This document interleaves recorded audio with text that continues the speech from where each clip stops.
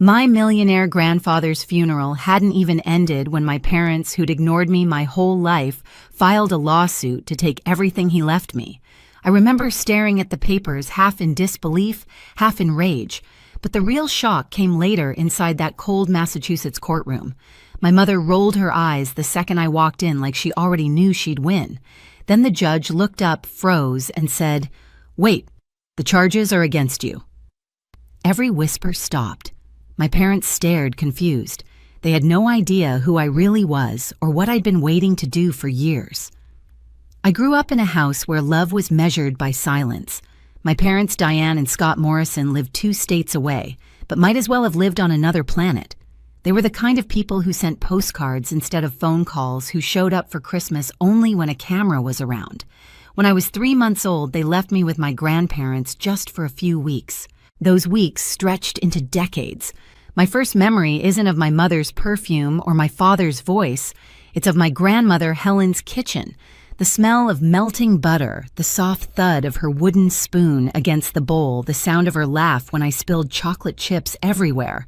The best cookies have too much of everything she'd say. She never scolded me, never sighed like I was a burden.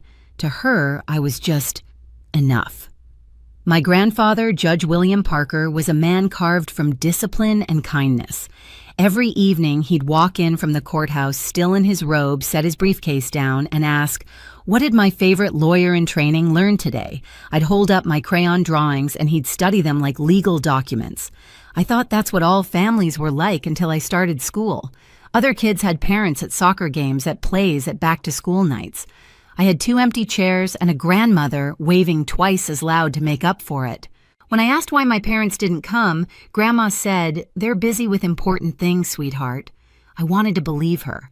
But even at 7, I could feel the gap widening like a crack in the wall no one wanted to fix.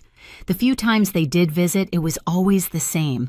Diane would arrive in designer heels, kiss the air near my cheek, and spend the whole visit scrolling through her phone.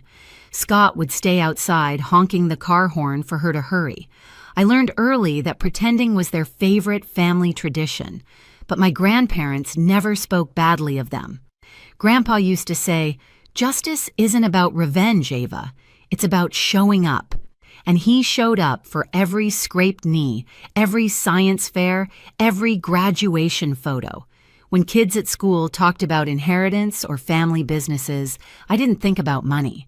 I thought about his voice reading bedtime stories from law journals, the steady hum of the old heater in his office, and the way his eyes softened when Grandma laughed. Looking back, I see it clearly now. Love was presence, not promise. An absence was a choice. So when he died, when the will revealed he'd left everything to me, it wasn't greed that made my parents furious. It was exposure. The money didn't humiliate them. The truth did. And they'd rather destroy me than face what they'd done. The first crack appeared on a gray Thanksgiving morning when I was 18. I'd driven home from college to surprise Grandma. She was in the garden, knees in the dirt, planting tulip bulbs, even though the ground was half frozen. "Spring's worth the wait," she smiled. By sunset, she was gone, collapsed between the flower beds she loved. I found Grandpa sitting there hours later, still holding her gardening gloves. He didn't cry, he just stared at the soil, whispering her name like it might answer back. We buried her 3 days later. My parents showed up late left before the reception and never called after. That was the day I stopped making excuses for them. After that, Sundays became sacred. Grandpa and I cooked together his famous pot roast, my burnt cookies, and talked about law truth and how people hide behind appearances. He told me the law reveals who people really are, Ava. It strips away performance. I didn't know then how literal that lesson would become. Years passed. I graduated law school, became a prosecutor, and Grandpa watched every milestone with the same quiet pride. My parents sent a 2-line card, "Good job. Proud of you." That was their version of love. Then, at 87, Grandpa died in his sleep. The house felt colder without him, like the walls missed his voice. At the reading of his will, I expected maybe his books, his watch, something sentimental. Instead, the lawyer handed me everything: the Brookline house, his savings investments, over $3 million in total, and a sealed letter addressed only to me. It said, "You earned this not by blood, but by presence." I remember clutching that letter so tightly my hands shook. Finally, validation, not wealth truth.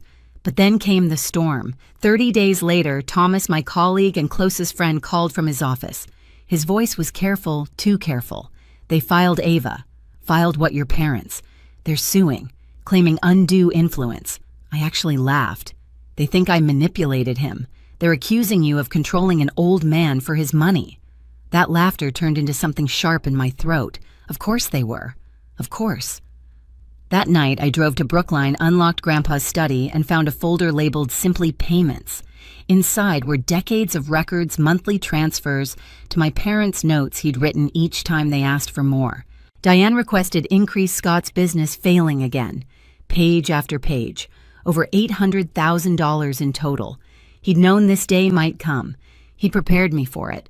I sat there in the dark with the folder spread across the desk and whispered, "You saw them clearly, didn't you, Grandpa?" The anger burned low, steady and cold. They wanted to drag me into court. Good. They'd finally meet the woman they'd created. Thomas warned me the lawsuit would get ugly, but even he didn't know how far they'd go. Within a week, headlines started popping up in local papers: "Daughter accused of manipulating retired judge." The reporters didn't know my name yet, but I could already feel the whispers in the courthouse halls. The same colleagues who'd once nodded at me with respect now looked away. I remember sitting in my office late one night, the only light coming from my desk lamp, the hum of the city far below. On my screen were the scanned filings pages of lies dressed as grief. Ava Morrison exerted undue influence on her aging grandfather to secure control of his estate. They'd painted me as a predator, my own parents. For a moment, I almost believed their version of me. That's what family does to you. They convince you you're the villain for finally setting a boundary. I closed the laptop, my hands shaking, and reached for the box I'd brought from Grandpa's house. Inside were the payments, the bills, the messages he'd kept meticulously, proof of 20 years of silence disguised as dependence. I spread everything across the floor. Receipts, transfer slips, letters from my mother begging for just a little extra promises that never came true. Each page was a confession, and Grandpa had kept them all organized, labeled, dated. My pulse slowed. The chaos in my chest turned into something colder, sharper. When Thomas came by the next morning, he found me sitting on the floor, surrounded by stacks of evidence. "I guess we're going to war," I said quietly. He looked around at the papers, then at me. "You really want to do this?" "I don't want to," I said, "but they do. I'm just giving them what they asked for." That week, we built our case piece by piece. Witnesses, timelines, copies of every transfer, Grandpa's handwritten notes, his emails, his medical checkups, proving he was clear-minded until the end. It wasn't revenge, it was precision. The kind of justice he taught me to believe in. Still, the nights were the hardest. Some part of me, the daughter part, still wanted them to stop, to apologize, to remember that I was their child. But that hope had died a long time ago, somewhere between unanswered birthday cards and forgotten graduations.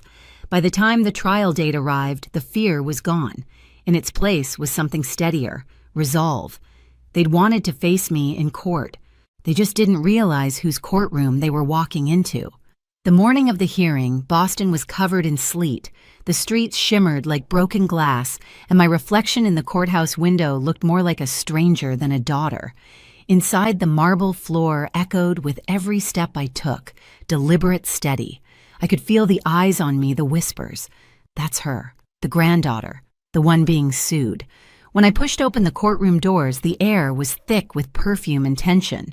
My mother sat in the front row, hair immaculate, lips painted soft pink, the kind of color meant to say innocent. She glanced up, saw me, and rolled her eyes. A long practiced roll, the same one she'd used when I was 6, and spilled juice on her designer coat. My father stared at the floor like a man hoping invisibility might save him. Then Judge Brennan looked up. For a second, his face was blank, just another case. And then his eyes froze, recognition washing over him. "Wait, the charges are against you," he said aloud before catching himself. The courtroom stilled. Even my mother stopped pretending. He cleared his throat, adjusted his glasses. "Proceed." Palmer, their attorney, stood up first. Smooth voice, theatrical gestures. I'd seen his type in court 100 times, the kind that thinks charm can rewrite facts. "Your Honor," he began, "this case is a tragedy. A devoted daughter unfairly cut out of her father's will by a manipulative granddaughter who exploited an elderly man's grief." He gestured toward my mother. Diane dabbed at her eyes with a tissue she'd probably chosen to match her outfit. Judge Parker adored his daughter. Palmer continued, but in his final years he was vulnerable, confused, and isolated. My client, Mrs. Morrison, was denied the chance to reconcile. Instead, her father's estate was unjustly diverted. I sat there, hands clasped, listening. My pulse didn't even spike. I'd spent years facing men who lied better than this. I could smell fabrication before the ink dried. When Palmer finished, Thomas rose. "No theatrics, just quiet authority. Your Honor, the evidence will show that Judge William Parker was of sound mind and deliberate in his decisions.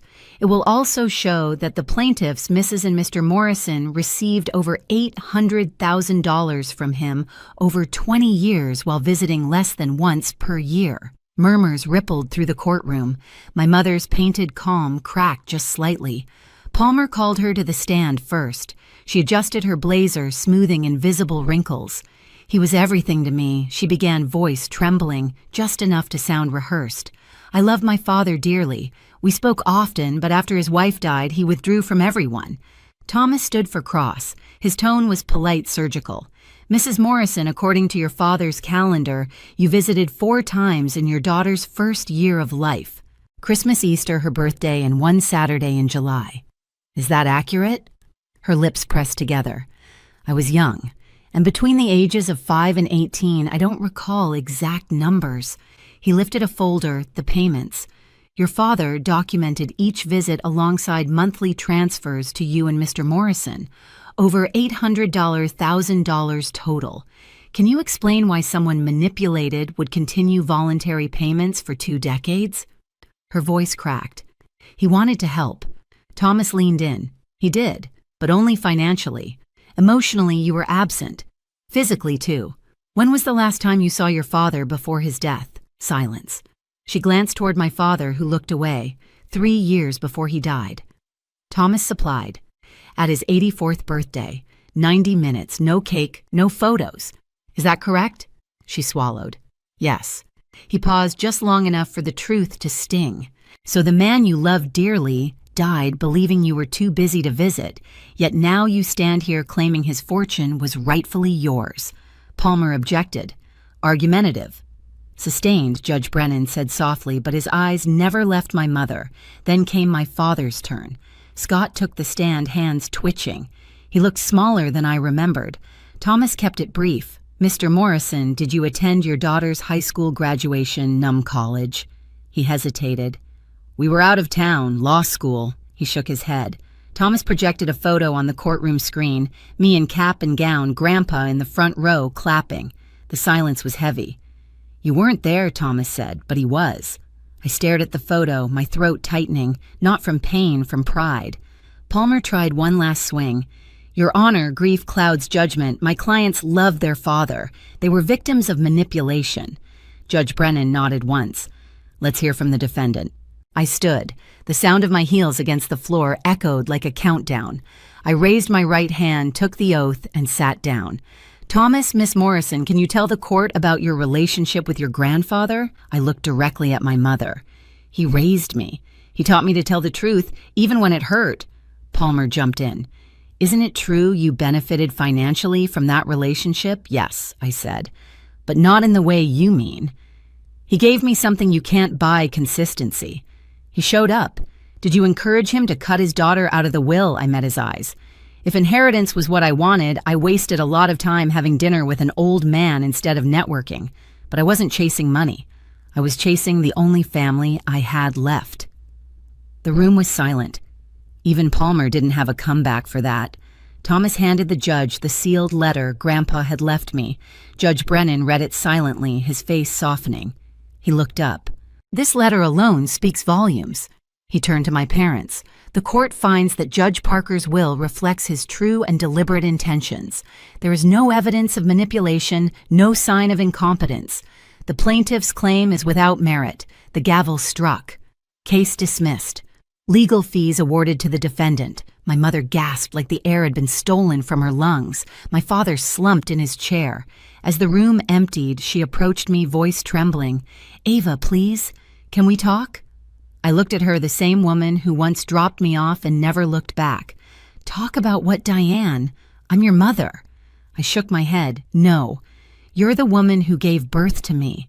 My mother was Helen Parker. Her eyes filled, but I felt nothing, just clarity. I turned to leave, but paused at the door. The courtroom lights reflected off the marble floor, and for the first time in years, I felt the weight lift. "They never knew who I really was," I whispered. Outside, the cold air hit my face sharp and clean. I walked down the courthouse steps, heels clicking like punctuation marks to a story, finally finished. When I stepped outside, the sky had turned pale silver, the kind that comes right before snow. Reporters were waiting by the steps, their microphones flashing like tiny weapons. I walked straight through them. No statements, no victory speech, just the sound of my heels cutting through the noise. Back in my car, I finally exhaled. For the first time, the silence didn't feel lonely, it felt earned.